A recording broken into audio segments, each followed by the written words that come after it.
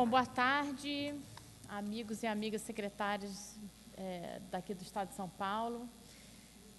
A gente já está ficando íntimo, né? Terceiro ano trabalhando juntos. É um super prazer e emoção estar aqui com vocês de novo. A gente tem uma preocupação muito grande. Nós vamos abrir agora, daqui a pouquinho, né? Vamos abrir oficialmente o nosso terceiro seminário Líderes em Gestão Escolar em parceria com a Undime. E a gente tem uma preocupação muito grande em trazer informação para os municípios do Estado. Por quê? Porque vocês têm muitos alunos sob sua responsabilidade, né? São quase 4 milhões de alunos, se a gente levar em consideração todos os níveis de escolaridade sob sua responsabilidade. São muitos alunos e a maior parte deles no início da escolarização. A Paula vai falar agora sobre uma palestra bastante técnica, com dados que a gente tirou do PISA, da edição mais recente do PISA, e ela vai falar bastante sobre isso. Vocês têm uma responsabilidade gigantesca nas mãos, e é por isso que a Fundação Lehman escolheu trabalhar com vocês. Então, a gente escolheu o Estado de São Paulo, que é o estado mais populoso, tem 20% dos estudantes do Brasil, e vocês têm 40% desse contingente, e é por isso que a gente trabalha com vocês. Esse fenômeno da municipalização é importante, é uma característica que a gente escolheu aqui no Brasil, traz alguns desafios, porque fragmenta a gestão, perde em escala, mas ganha possivelmente em inovação, capacidade de solucionar problemas. Mas essa capacidade, ela pode ser aumentada se a gente trabalhar juntos. Então, a primeira mensagem que eu queria dar para vocês hoje aqui, a união faz a força, a importância de vocês trabalharem com a Undime, com entidades como a Fundação Lehman e entre vocês. Há muitos consórcios de municípios dentro do Estado de São Paulo. A Fundação Lehman teve a oportunidade já de trabalhar com alguns deles e a gente, com esse evento aqui, presencial durante 3 dias, além do conteúdo, a gente quer dar a vocês a oportunidade de interagirem entre si para que possam, junto com o Estado, junto com o governo federal, fazerem o melhor pela educação no Estado. Então, com isso, eu queria explicar brevemente a agenda. Foi com essa perspectiva, né? Vocês devem, não sei se vocês repararam, que o logo desse ano é um logo com mapa mundi. Desde que o PISA saiu em dezembro de 2010 até agora, eu e a Paula fizemos algumas visitas internacionais para que a gente trouxesse uma bagagem muito interessante para trabalhar com os municípios durante o ano. É muito conteúdo, a gente vai apresentar apenas uma parte aqui, nesse seminário. Nós trouxemos a Angélica Fuenzalida, do Chile, para apresentar o programa Mejor Escuela. Ela amanhã vai fazer uma palestra muito interessante, é um programa bastante competente do Chile. O Chile tem sido bastante competente nas reformas de educação. Depois nós teremos uma palestra sobre regime de colaboração, que é um assunto muito importante. Nós temos agora uma nova gestão no Estado e temos também uma movimentação do MEC nesse sentido. Então, essas pessoas, esses representantes vão estar aqui para que vocês tirem suas dúvidas e possam também apresentar suas reivindicações aos detentores das pastas. O Plano Nacional de Educação, que vai começar a ser apreciado pelo Congresso Nacional, também é um tema importante. Teremos aqui representantes de 2 coalizões nacionais que vão apresentar as propostas vindas da sociedade. É importante também que no fórum da Undime vocês tirem a posição da própria Undime de São Paulo. E eu e a Paula nos concentramos na sala de aula. Ela vai fazer essa apresentação agora, eu vou apresentar o LEMOV na quarta-feira, e nós teremos, então, como última palestra, uma palestra sobre carreira do magistério, que também é um assunto muito importante, que vai ser um conjunto de secretários, mas em cima do livro da professora Marisa Abreu. Então, a terceira mensagem que eu tenho para vocês hoje é que vocês tenham um excelente evento, aproveitem. É muito conteúdo que vocês não conseguirem capturar aqui e guardar na memória, vai estar no site. E a gente fez isso de propósito para que vocês levem para suas equipes. A gente está vendo que tem muitos municípios que nos reportam que usaram o material dos seminários para trabalhar com as suas equipes. Então, a gente fez isso para que vocês possam contar com esse material e também para refrescar a memória de vocês quando tiverem algumas dúvidas. Mais uma coisa só importante, a gente gostaria que o evento fosse o mais interativo possível. Daí o nome de vocês, é importante que em todas as palestras vocês tragam o nome, porque a gente possa se dirigir diretamente a vocês pelo nome. Então, eu vou chamar aqui a nossa professora Paula Lozano para fazer, então, a primeira apresentação com o que a gente pode aprender com o PISA.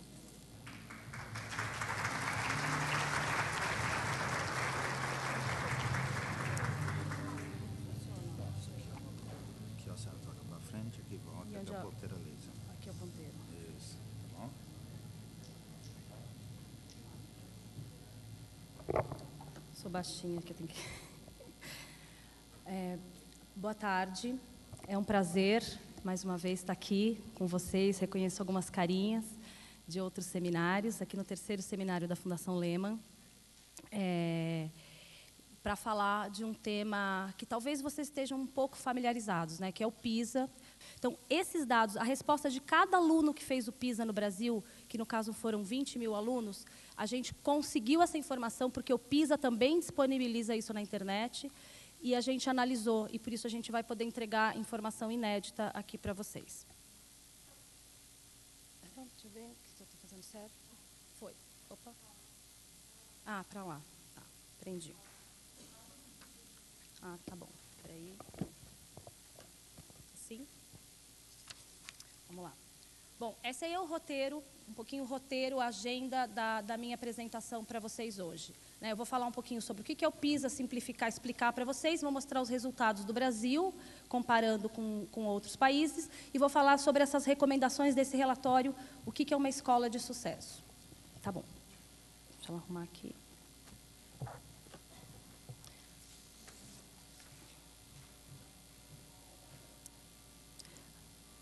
Certo? Bom, o PISA, como eu falei para vocês, ela é uma prova internacional de estudantes de 15 anos que acontece a cada 3 anos.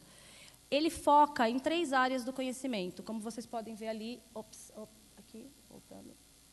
Aí. Leitura, matemática e ciências. No ano de 2009, o foco foi leitura, assim como no ano 2000.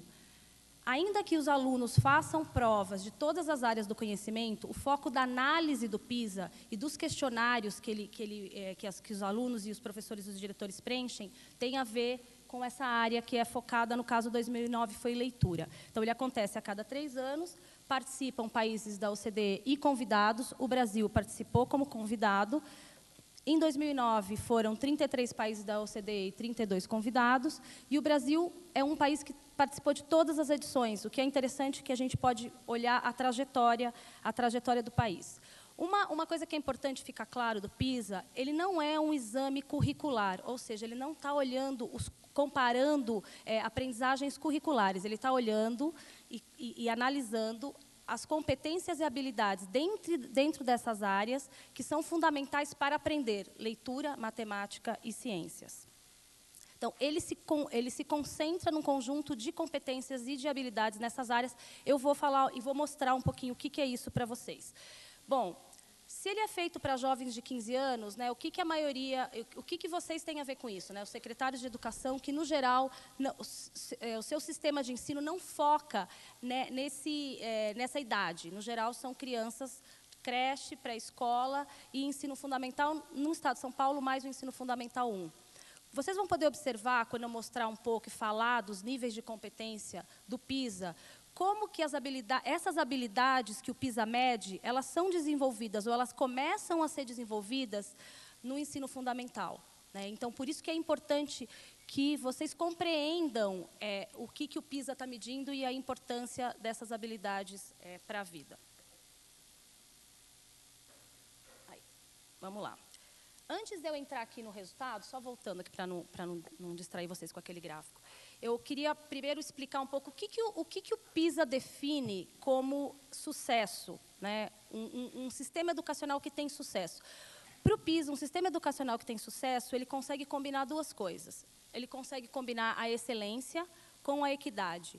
Não sei se alguém se lembra, esteve aqui no ano passado, na palestra do professor Chico Soares, que ele faz uma frase análoga a essa, que é o todos e o cada um. Né? É um sistema que consegue olhar para todos e pensar na média, e pensar que a gente tem que melhorar a média, mas também é um sistema que pensa em cada um dos estudantes. Ou seja, eu vou subir a minha média, mas eu não vou deixar ninguém para trás. Porque a gente pode ter a mesma média 5, tendo 2 alunos que tiraram 5, ou tendo um aluno que tirou 10 e um aluno que tirou 0.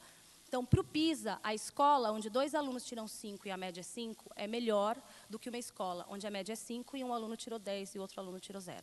Então, é importante entender que, para o PISA, esses dois conceitos eles caminham juntos.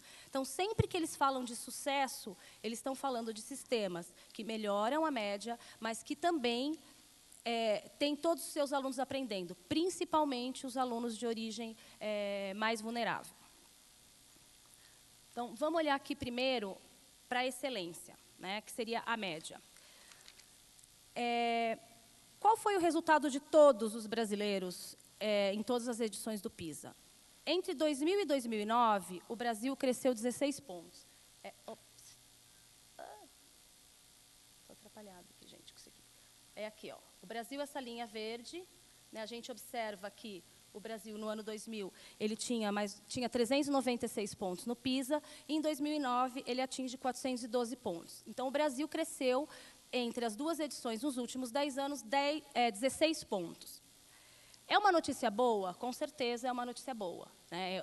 A gente está crescendo. O nosso desempenho no PISA está crescendo. Se a gente for pegar um exemplo aqui do nosso vizinho, a Argentina, eles andaram para trás. Então, é melhor andar para frente do que andar para trás na educação. Então, obviamente, que é uma boa notícia.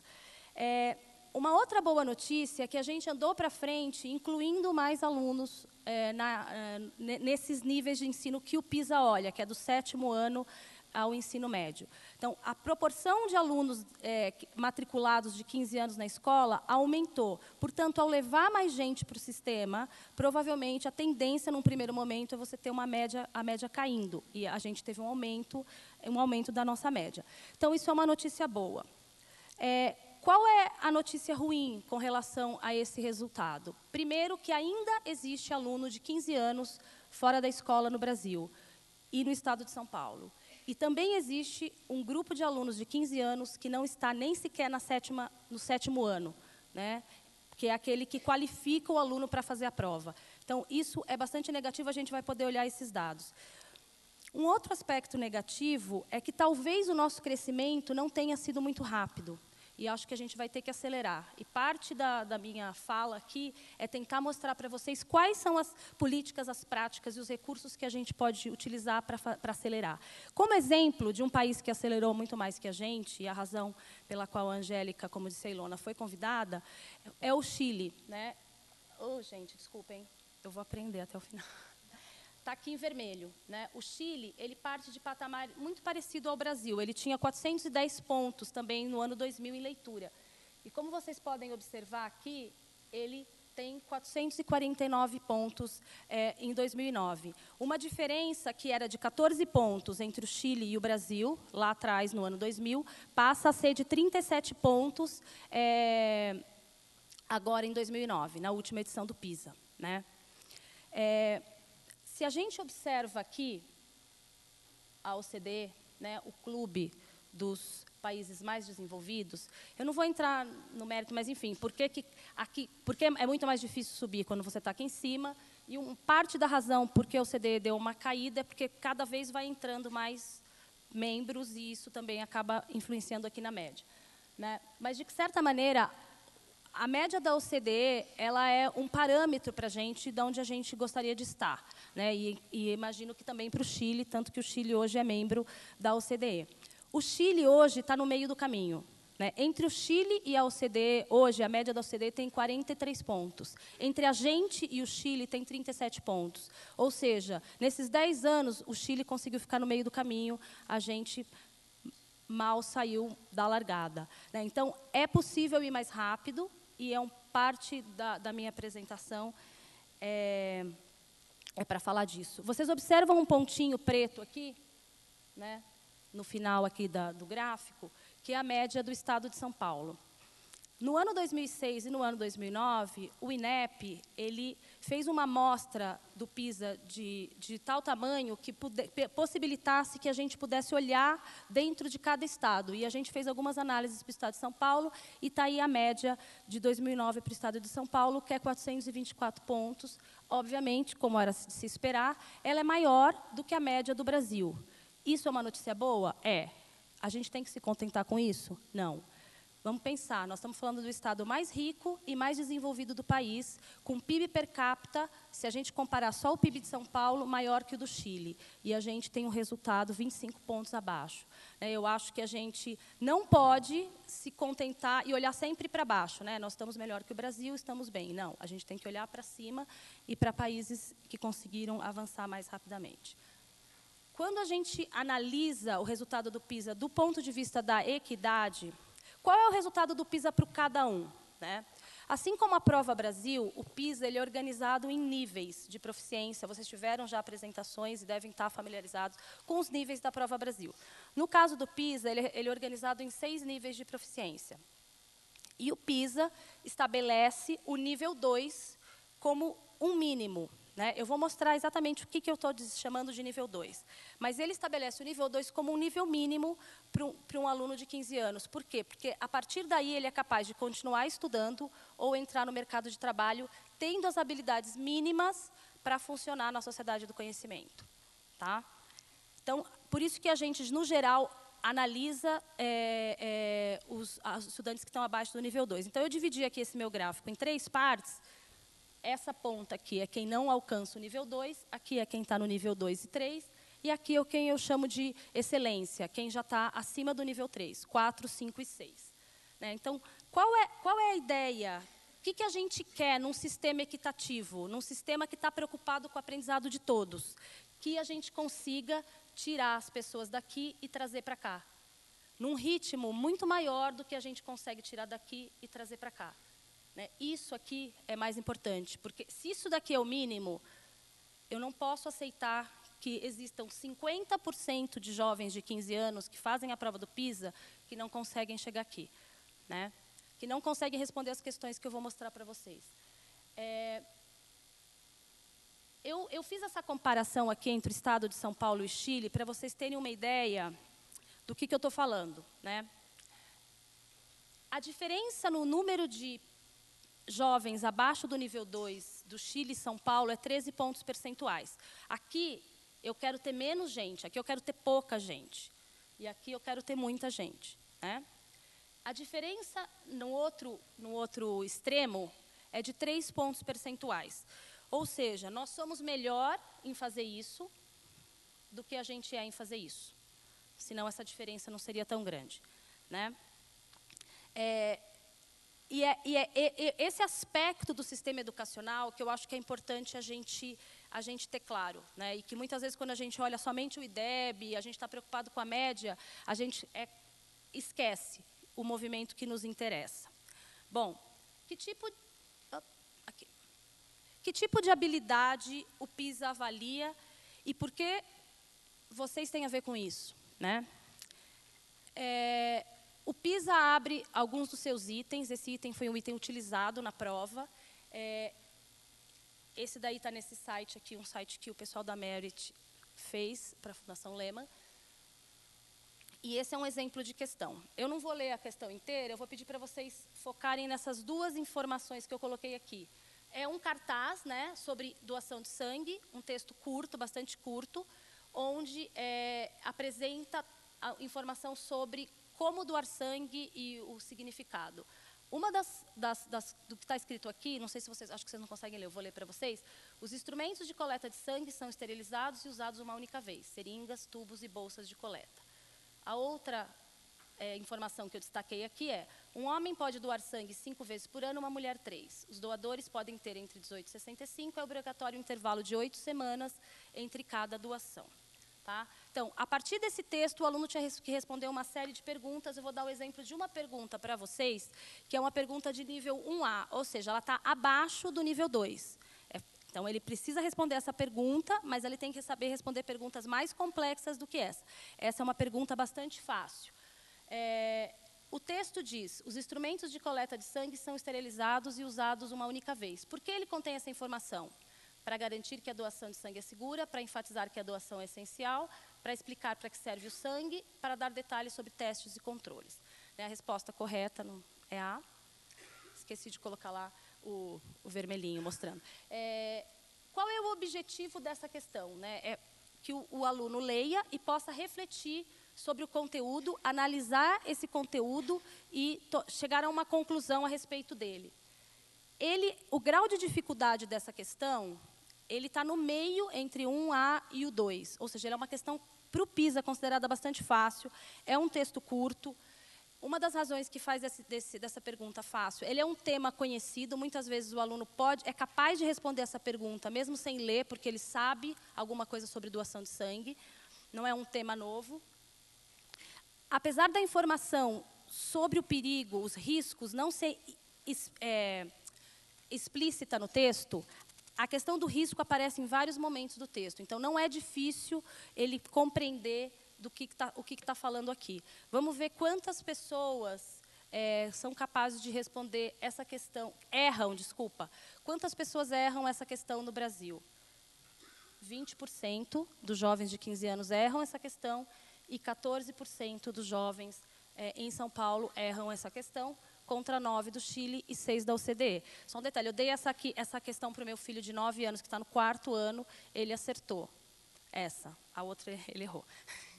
Vou mostrar para vocês. Então, nós estamos falando desse tipo de habilidade aqui, que o PISA está avaliando, gente, é um tipo de habilidade que o ensino fundamental desenvolve. Vou mostrar uma questão um pouquinho mais difícil, que é uma questão de nível 2. Essa questão aqui, ela é uma questão discursiva. O jovem tem que escrever a resposta, não é uma pergunta de múltipla escolha. Uma mulher de 18 anos, que já doou sangue 2 vezes nos últimos 12 meses, quer doar novamente, de acordo com o texto sobre a doação de sangue, em que condições ela pode doar? Então, aqui o objetivo dessa questão é integrar a informação e desenvolver uma interpretação a partir dessa informação que ele integra. Que tipo de informação tem que integrar? O sexo, a idade, o número de vezes que doou e o intervalo. Está faltando o intervalo. Então, ele tem que estabelecer que o que falta é o intervalo e a resposta depende de quando foi a última doação. Então, tem que mencionar esse intervalo. Gente, essa pergunta que é um pouco mais complexa, que envolve concatenar ideias e relacionar, 50% dos jovens no Brasil não respondem e 43% no estado de São Paulo.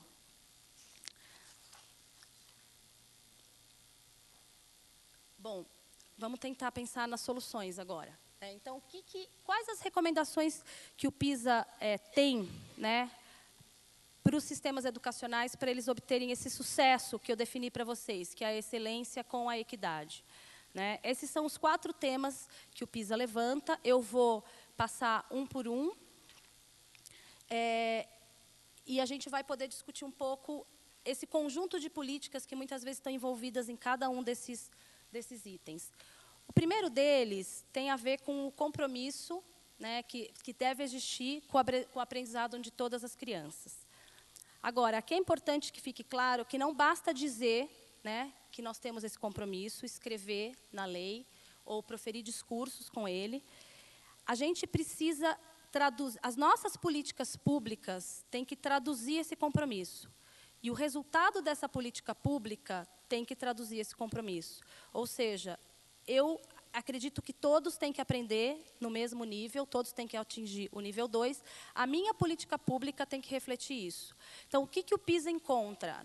Que os sistemas de educação onde há uma incidência grande de repetência, eles tendem a ter um menor desempenho e tendem a ser mais desiguais.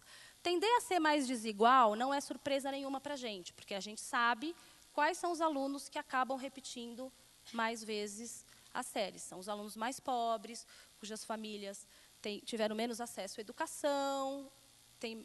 Então, agora, este sistema também não melhora a média. repetir o aluno não significa que o sistema vai ter uma qualidade maior como um todo. Então, isso é uma questão importante da gente ter em mente. Além disso, sistemas que separam alunos de acordo com a habilidade também tendem a ser sistemas mais desiguais e piores na sua média. Assim como sistemas que oferecem a possibilidade da transferência, nesse caso é menos o Brasil, porque geralmente são sistemas que têm um grande número de escolas privadas, onde elas podem fazer esse tipo de coisa. Agora, eu queria que a gente tentasse entender um pouquinho que a repetência, ela está relacionada, gente, com os piores resultados. Mas isso não significa que ela está causando o resultado. Ela não é a causa do resultado. Então, não basta acabar com a repetência para melhorar o resultado. Né?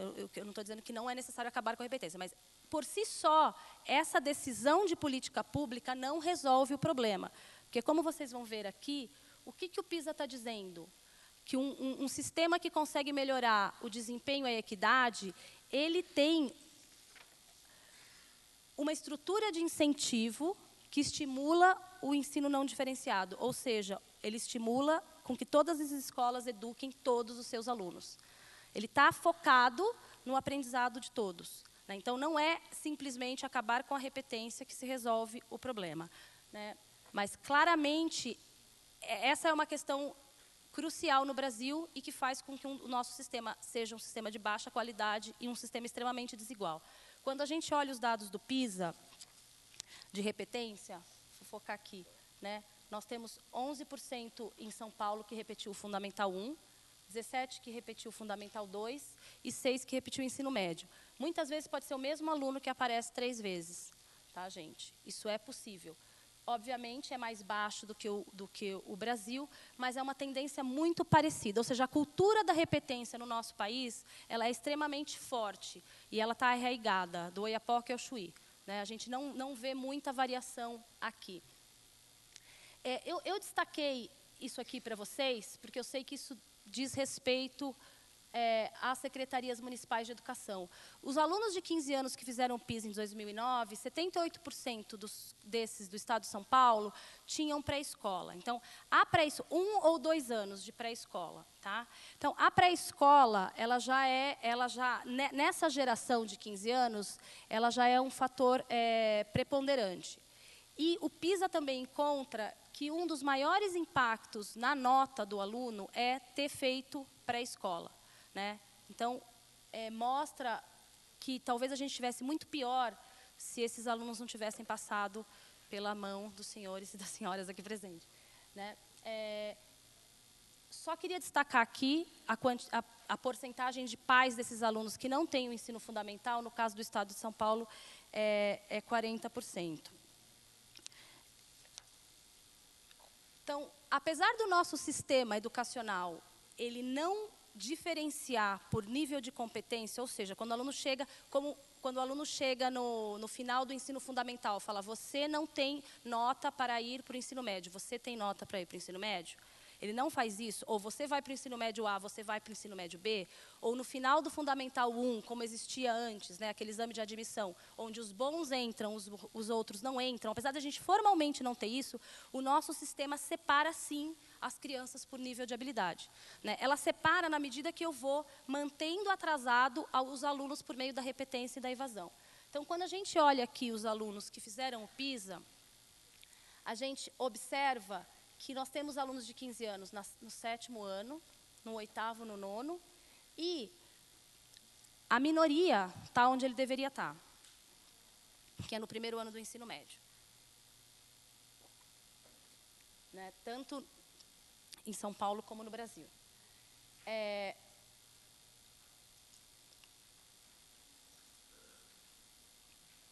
No caso, aqui embaixo, eu queria mostrar para vocês o quanto que o nosso sistema não está sendo capaz também de garantir a equidade, né? De garantir que as crianças de pais mais pobres, com menos educação, atinja níveis semelhantes a crianças que o pai tem maiores níveis educacionais. Então, está aqui só 2 exemplos, não sei se vocês lembram no slide anterior, eu falei para vocês, a média é 40% dos pais não têm ensino fundamental, né? Então, aqui, a gente observa que, entre os pais que não têm a 4ª série, 63% não chega no nível 2. Quando o pai tem ensino fundamental, ensino superior, 33% chega no nível 2. Então, claramente, a escola está ensinando coisas diferentes para alunos diferentes. Então, apesar de formalmente, mais uma vez, a gente não ter esse sistema de separação, o nosso sistema não é um sistema que tem compromisso com o aprendizado de todas as crianças, e talvez a gente tenha que repensar o fato da gente ter escrito isso como se fosse só isso que bastasse. O segundo tema que o PISA levanta é com relação ao estabelecimento de padrões elevados e da importância de mostrar aos alunos e a todos os envolvidos como que a gente alcança esse padrão. A gente da Fundação Lehman tem falado muito da palavra padrão, né, de padrão educacional. A gente tem estudado muito os currículos, a gente estudou os sistemas de ensino, que de alguma maneira é um padrão que é colocado no sistema municipal. E a gente gostaria de falar e explicar o que a gente quer dizer por isso. Né? Quando a gente está falando de estabelecimento de padrões, aqui nesse caso específico, eles estão falando de currículo. Nós estamos falando de parâmetros, diretrizes curriculares claras sobre o que se espera que cada aluno, em cada ano, aprenda. Então, estabelecer isso como sistema, como seja um sistema municipal, estadual, de preferência, na minha opinião, nacional, é fundamental, mas não basta só estabelecer o padrão, você tem que incorporar a avaliação interna para poder monitorar se esse padrão está sendo cumprido, para poder saber que os mais pobres não estão no nível 2, mas os mais ricos estão. Se eu não tenho um sistema de monitoramento, isso vai passar batido, provavelmente, né? Ou vai depender do professor se preocupar ou não com isso. Isso, né, segundo o PISA, é fundamental que isso esteja no controle do sistema. Mas não basta só estabelecer o padrão, incorporar a avaliação para saber o cumprimento. Você tem que criar um mapa do padrão, você tem que traduzir o padrão. Exatamente do que você está falando, né? Então, tanto que o PISA usa essa expressão, criar uma narrativa. Eu estou falando disso, disso, disso. Eu vou dar exemplo também para vocês entenderem o que é criar uma narrativa sobre o que o aluno tem que ser capaz de fazer e saber. Mostrar exemplo, né? Isso que eu fiz aqui foi uma forma de mostrar um exemplo. Abrir os itens do PISA é uma forma de mostrar o exemplo. Olha, isso é o nível 2. Nível 2 é poder juntar, tá vendo? Tem 4 informações, eu dou 3, falta uma. Ele tem que conseguir pegar aquela informação e fazer uma inferência. Então, o exemplo, aí no caso, é importante. E, obviamente, o sistema educacional tem que estar alinhado. Então, eu tenho que ter as expectativas para o sistema, para a escola, para o professor e para o aluno tem que estar alinhada. Não dá para eu criar uma expectativa para o professor, mas para o aluno é outra, ou uma para a escola, mas não criar para o professor. Então, a importância do alinhamento é importante. Eu vou dar uns exemplos concretos para vocês. Tá? O primeiro exemplo que eu tenho aqui vem das orientações curriculares do Chile, na área de linguagem. Né? No caso específico aqui, eu estou falando da escrita. Eles têm lá leitura, escrita e a expressão oral. Eu peguei um exemplo específico de escrita do 2º ano do ensino fundamental. Então, eles têm várias expectativas de aprendizagem, eu peguei uma delas. Então, primeiro você tem a expectativa definida, que ao final do 2º ano, os alunos serão capazes de incorporar progressivamente a correção de aspectos caligráficos e ortográficos, segundo os requerimentos da tarefa, buscando a claridade da expressão para comunicar-se melhor com os demais. Como que isso se traduz nos conteúdos que eu vou ensinar? Está lá, no mesmo documento, né? Então, o conteúdo mínimo obrigatório relacionado com essa expectativa, relacionado com esse padrão, o aluno tem que ser capaz de respeitar as concordâncias entre substantivo, adjetivo, entre o verbo e o sujeito, na frase e na oração simples. que ele escreva com intenção de comunicação, revisando o seu texto para melhorar a legibilidade do mesmo. Gente, eu estou falando de 2º ano, tá? Criança de 7 anos. Tá? Então, queria fazer um parênteses aqui, só para a gente comparar ligeiramente com do que a gente está falando no Brasil. Primeiro que a gente não tem nada parecido a isso, pelo menos a nível nacional, com relação a expectativas de aprendizagem. A única coisa que a gente tem é uma meta, né, que faz parte do compromisso que o MEC assina com os municípios, que é o compromisso Todos pela Educação, e que está também no novo Plano Nacional da Educação, que é que todos os alunos têm que estar alfabetizados no final, com 8 anos. Então, primeiro, a gente não estabelece a série, né, ele pode estar no 3º ano, em alguns casos. A gente não estabelece o que é alfabetizado. Né, então, é um conceito amplo, né, para algo tão importante. Enquanto que os países que têm conseguido fazer esse caminho da melhoria têm padrões muito mais claros, muito mais rigorosos e muito mais alinhados. E o interessante é que a gente no Brasil, outro parênteses, faz um caminho inverso. Né? Então, o que a gente está querendo fazer agora é uma prova para medir se os alunos são alfabetizados. Quando, na verdade, o que a gente deveria estar discutindo é exatamente isso que eu apresentei para vocês. Quais são as expectativas de aprendizagem que nós temos que ter no final do 2º ano? A prova é consequência. Primeiro eu determino, depois... Porque não dá para eu fazer, porque aí a prova vira o currículo. Aí ficam brigando com vocês. Gente, mas não é currículo. Então, cadê, né, o currículo? Então, a gente faz o caminho inverso. Né? Então, veja bem, primeiro eu faço a expectativa. A prova ela é simplesmente o monitoramento daquilo que eu, como sociedade, defino que é importante fazer com todo mundo, que todo mundo aprenda. Bom, vou dar um outro exemplo rapidinho aqui do Canadá, para vocês terem uma ideia assim, visual, eu não traduzi tudo, de como eles apresentam, né, de como é apresentado essas orientações curriculares. Novamente, eu estou dando um exemplo de escrita, 2º ano do ensino fundamental. Então, no caso do Canadá, para a escrita, eles têm 4 expectativas gerais e 25 expectativas específicas só para o 2º ano. Elas são mais rigorosas, obviamente, que as do Chile, mas a forma como ela é organizada, primeiro eu digo, bom, do ponto de vista geral, o que eu quero no final do ano com esses alunos do ponto de vista da escrita? E quais são os meus objetivos específicos. Até a forma como a gente organiza os nossos documentos, né, quem teve a oportunidade de ver as diretrizes curriculares nacionais, elas pouco informam os gestores exatamente aquilo que a gente precisa trabalhar na sala de aula. O MEC, o governo federal, apresentou o Plano Nacional de Educação e incluiu que, para 2012, o estabelecimento de expectativas de aprendizagem. Então, é fundamental os gestores municipais estarem envolvidos nessa discussão, porque ela é de suma importância. Né? E, como a gente já viu aqui, os resultados do PISA mostram que a existência desses parâmetros ou desses padrões é importante. Como eu falei para você, o padrão tem que estar alinhado. Ele começa no nível do sistema, ele passa pela escola e vai descendo. Eu vou mostrar um exemplo também, rapidamente, aqui, de umas escolas que, como a Ilona falou, a gente esteve visitando vários países no início desse ano, e a gente teve a oportunidade de visitar escolas na Califórnia. Eu vou mostrar algumas das expectativas que a escola tem com relação aos alunos. Então, esse cartaz é de uma escola de ensino médio, que tem, tanto em todos os seus ambientes, um cartaz com a sua missão e com as expectativas. Né? Então, rapidamente, só vou traduzir aqui para vocês, que vocês foquem aqui. Ó. Nós preparamos um grupo diverso para o sucesso na universidade e para serem membros participativos e dedicados na sociedade.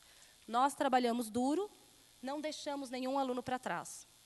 Então, isso está em toda a escola. Esse aqui é um outro também que tem a ver com a expectativa que a escola definiu. Né? Resultados de aprendizagem para toda a escola. Então, dizendo o que eles vão ser capazes de fazer, eles vão demonstrar esses domínios, que vão ser indicativos da adequação aos padrões estabelecidos pela escola, que, de alguma maneira, estão alinhados com os padrões nacionais dos Estados Unidos. Só dando um exemplo aqui para vocês. Mais uma vez, descendo mais um nível. Né? Então, a gente tem o alinhamento do padrão no sistema, que estar alinhado com a escola, que tem que estar alinhado com a sala de aula. Então, o professor também tem que deixar claro, ele tem que criar uma narrativa para o aluno. O que é pontualidade? O que é um bom trabalho? Porque quando a gente parte do pressuposto que o aluno sabe, o que vocês acham que vai acontecer? Aquele aluno cuja família ensinou aquilo para ele em casa vai saber. Aquele cuja família não ensinou não vai saber. Surpresa, aumenta a desigualdade. Obviamente, você diz, mas ele não chegou na hora, ele não entregou o trabalho de alta qualidade. Então, essa narrativa é fundamental. E isso é um cartaz que a gente tirou foto na escola. Então, o que significa pontualidade, o que significa a saída, o que significa um bom trabalho, né? Isso também é uma escola de ensino médio nos Estados Unidos. Além disso, quando você cria um sistema de expectativas, você também faz com que os alunos tenham expectativas com relação ao seu professor. Porque se você vai ter, como professor, expectativa com relação ao seu aluno, nada mais justo que exista expectativa do aluno para com o professor. E essas escolas trabalham isso também na sala de aula. O que a gente espera como aluno da professora, no caso, a Mrs. Horman? Que ela seja acessível, compreensiva, paciente, acolhedora, trate os alunos com justiça e equidade, dar devolutivas regulares, nos ajude a compreender, ser paciente quando precisamos de tempo, nos propor atividades claras, cativantes e com significado, acreditar e desafiar todos os alunos, nunca desistir de nós. Então, isso é o conjunto de expectativas que os alunos daquela escola, de uma das escolas que a gente visitou, estabeleceu com relação à classe da professora Roma.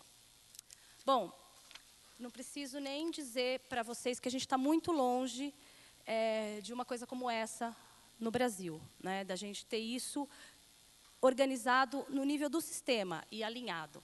Então, uma das perguntas que o PISA fez e que me chamou muita atenção, por isso eu separei ela para vocês, que faz para os alunos é o seguinte: a professora deixa claro o que espera dos alunos na sua aula. O Brasil, gente, só a Turquia ganhou da gente. O Brasil foi o país que mais respondeu nunca ou poucas vezes de todos os 65 países. Tá? E veja bem, São Paulo ganhou do Brasil. Aqui. Tá? 71% dos alunos acham que a professora não deixa claro o que é esperado deles. O que é um bom trabalho? O que eu vou aprender? Eu tenho como eu tenho que me comportar e o que é esperado de mim? Agora, eu não quero ser injusta aqui com os professores, né? Porque também não dá para eu esperar que isso aconteça na sala de aula se eu não tenho um sistema disposto a fazer isso lá de cima. Né? Porque aí seria quase um milagre achar que a resposta ia ser diferente. Né, gente? Não tem surpresa. Né? Bom, o próximo item, ou o próximo conjunto de políticas e práticas que o PISA levanta como práticas e políticas que levam à excelência e à equidade, é a combinação, é trabalhar, é ter as duas coisas conjuntas, a responsabilização ou accountability, ou controle social, como vocês prefiram aí a tradução desse termo, e a autonomia escolar. Né?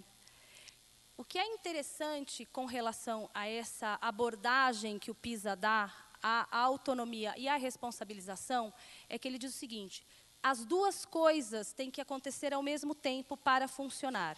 Não adianta responsabilização sem autonomia, não adianta autonomia sem responsabilização.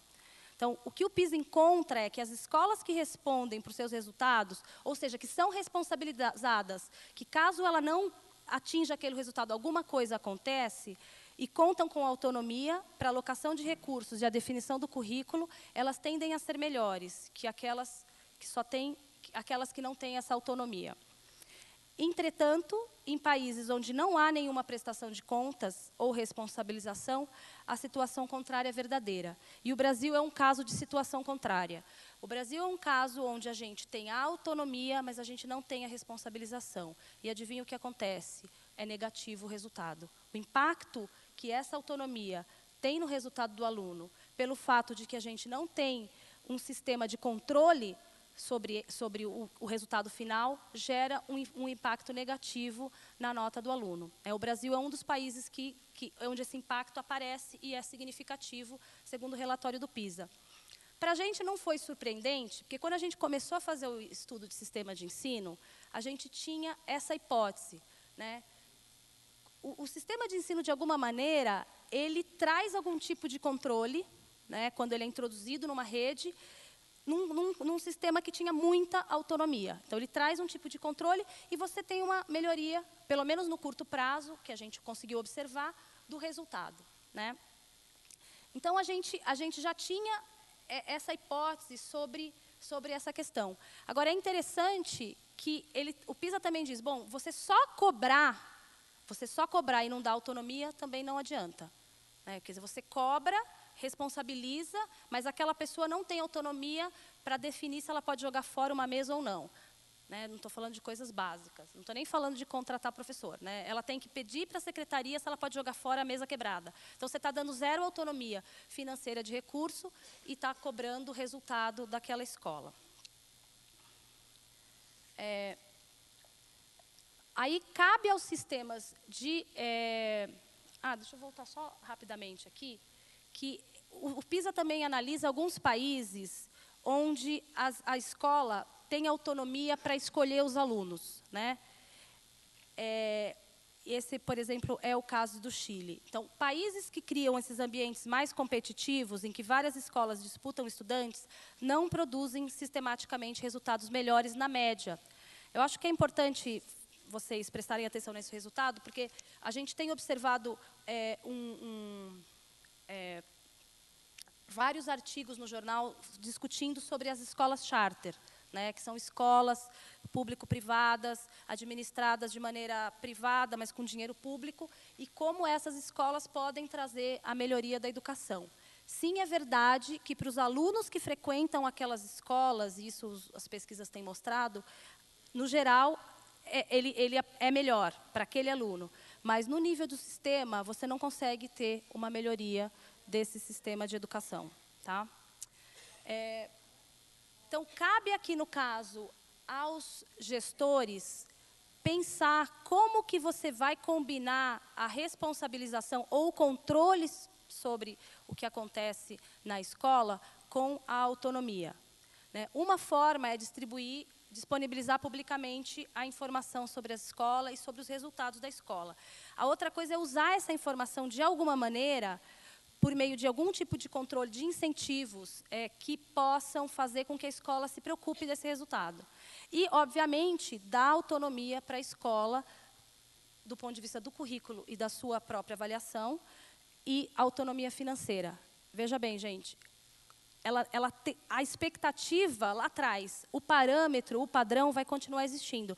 Não é porque ela tem autonomia de elaborar seu currículo que ela não vai ensinar o aluno no segundo ano lá no Chile a concordar substantivo com verbo. Uma coisa não tem nada a ver com a outra. Ela vai definir como ela vai chegar lá. Essa é a definição do currículo. Que ela tem que ensinar aquilo não está em discussão. Então, as duas coisas são combinadas aqui, certo? Com relação ao investimento em educação, né? O PISA ele encontra que a qualidade do gasto ele é mais importante do que a quantidade. Eu vou explicar especificamente o que isso quer dizer, porque ele está falando num contexto de países desenvolvidos que não necessariamente é o nosso. Mas eu queria me ater aqui na primeira parte, que tem a ver com a qualidade dos professores, né? Um sistema de educação nunca excede a qualidade dos professores. É a qualidade dos professores que determina a qualidade de um sistema. Então, alocar mais investimento para recrutar professores mais qualificados ou uma formação em serviço que consiga ajudar ele a ser um professor mais eficaz na sala de aula, segundo o PISA, é um bom uso do recurso. Ele faz uma comparação aqui, e tem a ver com essa primeira parte aqui desse slide, que ele olha, no geral, os países desenvolvidos, eles fazem uma opção entre reduzir o tamanho da sala ou investir mais no salário do professor. Então, o que o PISA encontra? que é melhor investir no salário do professor. Se você tem um montante de recursos e só pode fazer uma das duas coisas, é melhor você investir no aumento do salário do professor do que na diminuição da sala de aula para ter resultados de aprendizagem melhor. Com relação ao recurso. O recurso importa, obviamente, no caso desses países desenvolvidos, até certo ponto, né? Então, a gente sabe, nos países desenvolvidos é da mesma forma, que o recurso, muitas vezes, está associado a escolas. As escolas com maiores recursos têm melhores resultados, muitas vezes porque os alunos que frequentam aquela escola vêm de famílias com maiores recursos, com maior nível de educação. Então, para a gente poder entender o impacto que o recurso tem no aprendizado do aluno, a gente tem que conseguir separar aquilo que o aluno já traz de casa, né? Agora, o que a gente tem que ter claro também é que o fato do PISA não ter encontrado uma relação entre o recurso e o resultado não significa que recurso não importa. O problema é que a relação ela não é sistemática, ou seja, a partir do momento que eu já tenho um nível X de recursos, imaginando que esse nível de recursos é o nível mínimo que eu preciso para funcionar, uma escola funcionar, aí o efeito começa a ser baixo, né? A pergunta que a gente tem que fazer com relação ao Brasil, que vocês têm que fazer com relação à rede de vocês é: nós temos os recursos suficientes para um bom ensino? A minha escola tem um recurso suficiente para o bom ensino? As minhas escolas, as escolas brasileiras? Então, uma discussão que ainda está vigente no Brasil e que também entrou no Plano Nacional de Educação e que foi tema do seminário do ano passado é o CAC, né? O que o CAC, o custo aluno-qualidade, aqui ele vem definir esse mínimo, né? Então, provavelmente, se a gente conseguir ter uma boa definição do mínimo que é necessário para criar um ambiente de aprendizagem, provavelmente, além daquilo, não vai mais ter impacto. Você vai ter que pensar em outras formas. Aí é a qualidade do gasto que vai importar, né? Então, além daquilo, é a qualidade do gasto. Quando eu já estou gastando em formação e serviço, eu tenho que olhar, talvez, a qualidade dessa formação, né? Bom, o último tema que o PISA levanta, com respeito aos sistemas que obtêm excelência e equidade, tem a ver com a cultura escolar, que também é um tema bastante caro à Fundação Lehman. Vocês devem ter recebido o livro do Lemov, ele fala muito sobre a cultura escolar, a Ilona vai fazer uma apresentação sobre isso, a gente vai falar muito sobre esse tema ainda nesse seminário. E o PISA tenta analisar o que é essa cultura escolar e como que ela impacta no aprendizado do aluno. A primeira coisa que não é surpresa, né, para vocês que estão com a barriga no balcão, como a gente fala, é de que a cultura escolar ela está fortemente associada às famílias dos alunos, né? Quer dizer, muitos alunos chegam à escola com uma forte cultura escolar, valorizando a educação, valorizando o aprendizado, valorizando a leitura, né? Compreendendo o hábito, as práticas, as formas de se comportar naquele ambiente acadêmico, enquanto outros alunos não chegam com esse hábito. Então, sempre vai existir uma correlação ou uma relação entre a cultura escolar e o aprendizado. O que o PISA encontra que é bastante interessante e que está na mão da escola, né, que a escola pode fazer? Como que a escola cria esse ambiente para aqueles alunos que não trazem isso de casa? É através do que a gente chama de clima disciplinar. E aqui, né, às vezes, assim, falar em disciplina é quase tabu, né? Ai, mas então tem que ser tudo organizado? Tem. Não pode? Não. É isso. É disso que o PISA está falando. Está falando de uma sala de aula onde os alunos não fazem bagunça, onde o professor não deixa que tenha conversa paralela. É disso que ele está falando, né?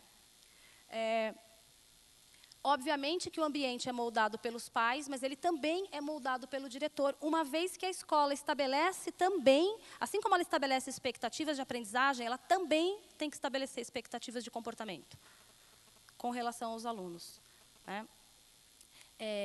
Eu vou mostrar aqui para vocês algumas do que os alunos contaram um pouco sobre como isso funciona, essa dinâmica nas escolas brasileiras, né? Então, os alunos foram perguntados sobre esses itens no PISA. E a porcentagem dos alunos no Brasil e em São Paulo que dizem que sempre, ou na maioria das aulas, há barulho e bagunça na sala de aula, por volta de 40%. A professora espera muito tempo para começar a aula, 37, no caso de São Paulo, 32%. Os alunos não conseguem trabalhar direito. As atividades pedagógicas demoram para começar, 36% nos dois casos, né? Então, a disciplina aqui, ela está a serviço do tempo pedagógico. Quer dizer, se eu tenho uma sala de aula disciplinada, eu vou ter mais tempo para o trabalho pedagógico, para o aprendizagem. Quem se beneficia mais disso? Aquelas crianças que não vão ser compensadas por causa da sua família. Ou seja, onde a família não vai compensar aquilo que a escola não está dando conta de fazer. São essas as crianças que se beneficiam mais de um ambiente mais disciplinado, e é isso que o Lemov fala no livro, né? Apesar de que eu sei, a gente vai poder falar um pouco, tem algumas coisas meio chocantes, né? Mas eu acho que essa é a ideia dele, né? Ele está preocupado exatamente com essas crianças que não têm como compensar, a não ser na escola. Deixa eu ver, já foi? Aqui. Agora, com relação aos diretores, né, que também foram perguntados aos diretores, eu não tive acesso aos dados de São Paulo, por isso eu não consegui tabular, esses são os dados do Brasil. Os diretores dizem que sempre ou muitas vezes o barulho e a bagunça atrapalham o andamento das aulas, 64%. O professor tem baixa expectativa com relação aos alunos, sempre e muitas vezes, 44%. Os professores não conseguem atender às necessidades individuais dos alunos, 42%. Os alunos são encorajados para fazer o melhor que pode, 35%. Tá? Antes de eu entrar nas outras duas, aqui a cultura escolar também enfatiza a relação professor-aluno, mas ela coloca ênfase nessa relação no professor ser capaz de criar esse ambiente com disciplina para permitir que os alunos aprendam, para permitir que o potencial de cada aluno seja desenvolvido, né? E é interessante, e eu vou ler as outras duas, como a gente não tem problema na relação professor-aluno, nessa relação professor-aluno que a gente está acostumado no Brasil, que é a relação do afeto, né? Problemas na relação professor-aluno, só 11% diz que tem, e professores são muito estritos, muito duros com os alunos, 8%. Então, no geral, os diretores acham que os professores são bacana, são legais com os alunos, são compreensivos, mas não encoraja ele a fazer o melhor que ele pode, não consegue atender a sua necessidade e tem baixa expectativa com relação a esse aluno. Então, a gente tem que começar a repensar também aqui do que nós estamos falando de relação professor-aluno, né? E aí nós vamos também poder falar mais quando falar do Lemov. A relação professor-aluno é ter altas expectativas, é ser estrito porque você acredita nele, né? E dizer, não, tá bom, faça de novo. E não, coitado, também, né? Tá bom, vai. Bom, gente, para terminar, que já falei demais. Apesar de parecer bastante negativo, né, eu acho que o que o PISA traz para a gente é bastante alentador, tá? Porque o que ele tenta fazer nos seus relatórios, na análise técnica e bastante rigorosa que a OCDE faz, é mostrar que ele dá pistas, né? Eu acho que ele não é uma fórmula, tá? Em nenhum momento ele tenta fazer isso. Mas ele dá pistas sobre o caminho do sucesso educacional, né? E ele mostra o tempo todo que a origem educacional do aluno não é o seu destino. Não é porque ele nasceu na família X que ele vai ficar abaixo do nível 2. E não é porque o outro nasceu na família Y que ele vai ficar acima do nível 2. Então, ele tenta dar pistas sobre como a gente vai reverter isso. E ele também foi bastante alentador para a gente, eu e a Elona especificamente, que trabalhamos nessa apresentação, porque ele mostrou, né, reforçou a nossa crença nos 5 temas que a Fundação Lehman tem trabalhado, que são os temas do PREAL, que estão bastante alinhados com esse achado, né, do PISA, que mostra que é por aí mesmo o caminho. Ele também traz uma análise na educação que a gente precisa muito no Brasil, né? É uma análise que mostra a complexidade do fenômeno. Eu imagino que vocês devem estar cansados de falar isso, vocês que estão lá com o fenômeno na mão, né? O fenômeno educativo. Ele é complexo, né? Não é isto ou aquilo. Talvez isto, neste contexto funciona, isto, naquele contexto não funciona. Não é se você é contra ou a favor de determinada coisa. Então, eu acho que as nossas análises têm que ficar mais sofisticadas, e o PISA mostra isso, e a ideia da autonomia com a responsabilização, ela é bastante exemplar, porque ela é como a gente faz a discussão aqui, né? Então, se a autonomia é bom, e a gente acha que ela vai dar conta sozinha de resolver os problemas. Ao mesmo tempo, eu acho que ele mostra para a gente também a dificuldade do caminho, né? Não é a solução mágica, não é uma única coisa que vai dar conta de resolver o problema. O caminho, ele é duro, né? E ele é trabalho de formiguinha, né? Que deve ser esse que vocês fazem no município de vocês, né? Pensando, né, em várias coisas ao mesmo tempo, né? Ah, não, agora eu vou... Ah, já sei. Não é assim. A solução vai demandar um conjunto de políticas acontecendo ao mesmo tempo, né? Agora, é importante a gente lembrar que existem países que conseguiram a excelência e a equidade. Países que revertem, né, a origem social. A origem social não é o destino. Então, de alguma maneira, a gente pode aprender com eles. Obviamente que não significa copiar, mas sim aprender. O que vocês fizeram? Como é que foi? Né? A Angélica vai contar um pouquinho da experiência do Chile, mas a gente tem colocado no nosso site, no nosso blog, experiências do Canadá, agora a gente tem estudado Portugal também, e alguns estados dos Estados Unidos que mostram como eles reverteram essa sina, né? E que pode servir como um mapa, né, para o trabalho de vocês, e que tem servido como mapa para o nosso trabalho, e por isso que a gente tem trazido muita coisa de fora para os secretários. Para terminar, eu espero que vocês estejam preparados, né, para encarar esse desafio aqui que está colocado para vocês. E espero que este seminário, e esse é o desejo, né, não só meu, mas de toda a Fundação Lehman, entregue instrumentos para apoiar vocês nessa tarefa. Tá bom? Obrigada.